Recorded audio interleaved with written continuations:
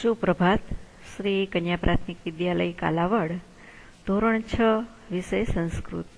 વિદ્યાર્થી મિત્રો, આજે આપણે સેમેસ્ટર 2ના યુનિટ નંબર 6નો અભ્યાસ કરીશું, જેનું નામ છે ભવતુ ભારતમ. ભવતુનો અર્થ આપણને ખ્યાલ છે કે આપણે ભવતુ માટે થઈ બનવું અથવા તો ભારતમ એટલે કે અમારું ભારત દેશ. મારો ભારત દેશ કેવો બને, મારો ભારત દેશ કેવો થાય, એના માટે થઈ અને અહીંયા આપણને આ કાવ્ય આપવામાં આવેલું છે. તો આપણો ભારત દેશને આપણે અત્યારે કોરોનાની સામે લડી રહ્યા છીએ, તોય આપણે વિચારી જ રહ્યા છીએ કે મારા ભારત દેશની અંદર કોઈ પણ જાતના રોગ ન પ્રવેશ કરે, મારો ભારત દેશ મજબૂત બને, એના માટે થઈ અને આપણે પ્રાર્થના કરતા હોઈએ છીએ. તો એ જ રીતે સંસ્કૃત ભાષાની અંદર પણ કાવ્ય આપવામાં આવેલું છે, ભવતુ ભારતમ એટલે કે મારો ભારત દેશ કેવો બને એના માટે થઈને. તો આપણે સૌપ્રથમ કાવ્યનું ગાન લઈ લઈએ, ત્યાર પછી આપણે એમના સમજૂતી લઈશું.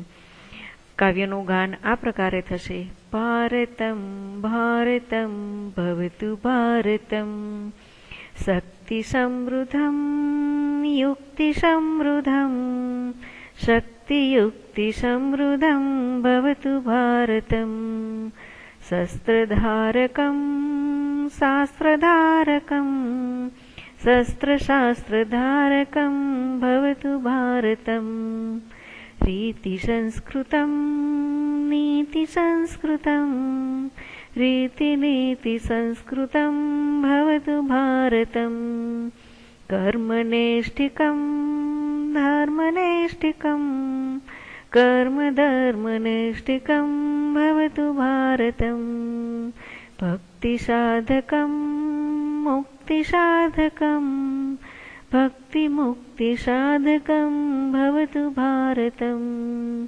ભારતમ ભારતમ ભવતુ ભારતમ. વિદ્યાર્થી મિત્રો, આ રીતે કાવ્ય છે ગાયને દરેક લોકોએ પાકું કરવાનું રહેશે, કારણ કે આ કાવ્ય છે તમને શ્લોક પૂર્તિની અંદર પૂછાય છે. 2 માર્ક્સની શ્લોક પૂર્તિમાં આપણને પૂછવામાં આવે છે. ભારતમ ભારતમ ભવતુ ભારતમ એટલે કે મારો ભારત દેશ એવો બને કે મારો ભારત દેશ ભારત જ બને, એટલે કે મારો ભારત દેશ જેવો સારો છે ને એવો જ ભારત દેશ બને. એટલે ભારત ભારત ભારત બનો, ભારત છે એ ભારત જ બનો એવું કહેવા માંગે છે. શક્તિ સમૃદ્ધમ, શક્તિ એટલે કે શક્તિશાળી દેશ બનો, શક્તિ સમૃદ્ધમ શક્તિથી ભરપૂર રીતે ભરેલ અથવા તો શક્તિશાળી બનવું એવું કહે છે.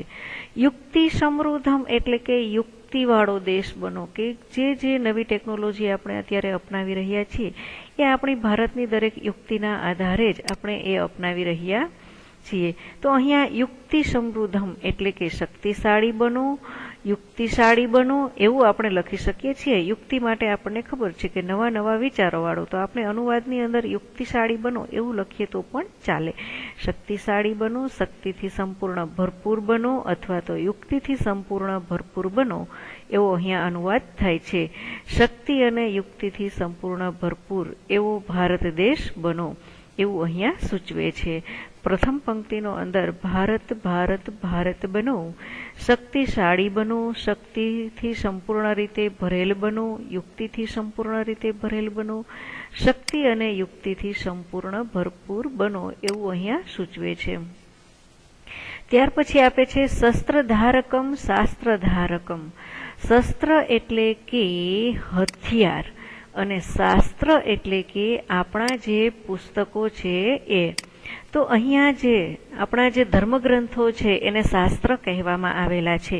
તો મારો ભારત દેશ છે ધર્મનું અનુસરણ કરનારો, શાસ્ત્રધારકમ એટલે કે ધર્મનું અનુસરણ કરનારો બનો, અને શસ્ત્રધારકમ એટલે કે હથિયારોથી સજ્જ એવો. એટલે શસ્ત્રને ધારણ કરનાર, શાસ્ત્રને ધારણ કરનાર, શસ્ત્ર અને શાસ્ત્રને ધારણ કરનારો ભારત બનો. આ રીતે અનુવાદ છે તે લખવાનો છે. ફરી વખત સાંભળી લો: શસ્ત્રને ધારણ કરનાર, શાસ્ત્રને ધારણ કરનાર, શસ્ત્ર અને શાસ્ત્રને ધારણ કરનાર ભારત બનો. આ રીતે અનુવાદ છે તે લખવાનો છે. વિદ્યાર્થી મિત્રો, દરેક પંક્તિનો માત્ર સામાન્ય અનુવાદ છે. એ તમારે લોકોએ અત્યારે માત્ર શબ્દની સાથે સમજતા જશો એટલે તમને ખ્યાલ રહેશે. ત્યાર પછી આપેલું છે રીતિ સંસ્કૃતમ નીતિ સંસ્કૃતમ રીતિ નીતિ સંસ્કૃતમ ભવતુ ભારતમ. રીતિ સંસ્કૃતમ એટલે કે આપણે પૂર્ણ રીતે આપણું જીવન છે એ રીતિયુક્ત જીવીએ, એટલે કે જે આપણે પદ્ધતિ પ્રમાણે જીવનશૈલી હોય આપણી એ જીવીએ. નીતિ સંસ્કૃતમ એટલે કે પ્રામાણિકતાથી જીવવાનું છે.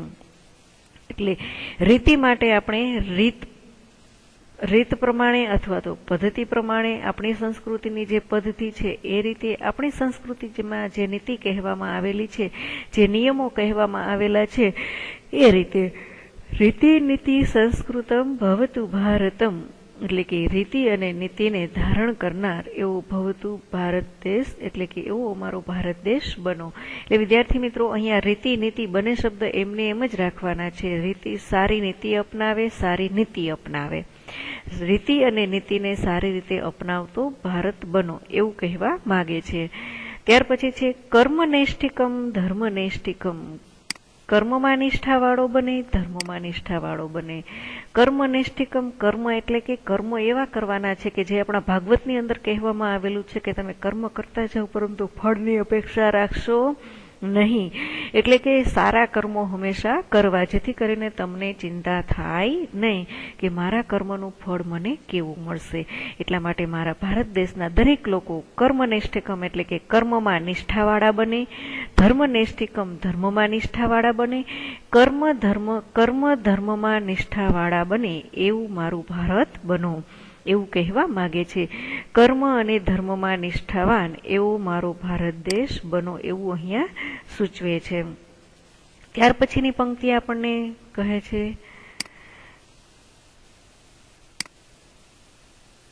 ભક્તિ સાધકમ મુક્તિ સાધકમ એટલે કે ભક્તિને સાધનારો, ભક્તિની સાધના કરનાર. મુક્તિ સાધકમ એટલે કે મુક્તિની સાધના કરનાર. આવું શા માટે કહેવામાં આવેલું છે કે આપણે એવું જીવન જીવીએ કે ભક્તિ કરતા કરતા આપણા જીવનના મોક્ષ તરફ આપણે આગળ વધીએ તો આપણા ભારત દેશના દરેક લોકોને મોક્ષ પ્રાપ્ત થાય એ માટે ભક્તિની સાધના કરનારો, મુક્તિની સાધના કરનારો, ભક્તિ અને મુક્તિની સાધના કરનારો ભારત દેશ બનો અહીંયા એવું સૂચવે છે. ભક્તિ મુક્તિ સાધકમ ભવતુ ભારતમ. ભક્તિ અને મુક્તિની સાધના કરનારો ભારત દેશ બનો એટલે કે અહીંયા દરેક વસ્તુ છે એના માટે થઈ અને ભારતને મજબૂત બનવા માટે થઈ અને આપણે કાવ્યને સમજ્યું કે મારા ભારતની અંદર ધર્મ સારી રીતે અપનાવતા લોકો હોવા જોઈએ, સારા કર્મો કરનારા હોવા જોઈએ. તો મારો ભારત દેશને હે પ્રભુ આવો બનાવજો, એના માટે થઈ અને પ્રાર્થના કરવામાં આવેલી છે પ્રભુને કે મારા ભારત દેશને કેવો બનાવવાનો છે. તો વિદ્યાર્થી મિત્રો, તમને અનુવાદ સમજાઈ ગયેલો છે. હવે પાકી બુકની અંદર તમારે સૌપ્રથમ શબ્દાર્થ લખી અને ત્યાર પછી જ તમારે શ્લોકોના અનુવાદ લખવાના છે. હવે તમને પીડીએફ હોમવર્ક આપવામાં આવે છે એના પ્રમાણે આપણે અહીંયા થોડુંક જોઈ લઈએ. નીચેની ખાલી જગ્યા પૂરો, શબ્દોનું મોટેથી શુદ્ધ ઉચ્ચારણ કરો તો શક્તિ સમૃદ્ધમ, યુક્તિ સમૃદ્ધમ, કર્મનૈષ્ઠિકમ, શસ્ત્રધારકમ, શાસ્ત્રધારકમ. ત્યાર પછી ખાલી જગ્યા આપવામાં આવે છે. કર્મનૈષ્ઠિકમ ની ખાલી જગ્યા પછી કયું નૈષ્ઠિકમ કહેવાનું છે તો કર્મનૈષ્ઠિકમ, ધર્મનૈષ્ઠિકમ. ભારતમ ભારતમ ભવતુ ભારતમ, શસ્ત્રધારકમ, શાસ્ત્રધારકમ. આ રીતે અહીંયા છે બોલવા રહેવાનું રહેશે. રીતિ સંસ્કૃતમ, નીતિ સંસ્કૃતમ, ભક્તિ સાધકમ, મુક્તિ સાધકમ. આ રીતે ખાલી જગ્યા છે એ પૂરવાની છે. હવે કાવ્ય પંક્તિ છે સુવાચ્ય અક્ષરે લખો એટલે વિદ્યાર્થી મિત્રો તમારે લોકોએ કાવ્ય પંક્તિ કંઠસ્થ જ કરવાની છે. એટલા માટે થઈ અને સુવાચ્ય અક્ષરે લખવી જ પડશે. ત્યાર પછી શબ્દોની જોડી બનાવવાની કહેવામાં આવેલી છે.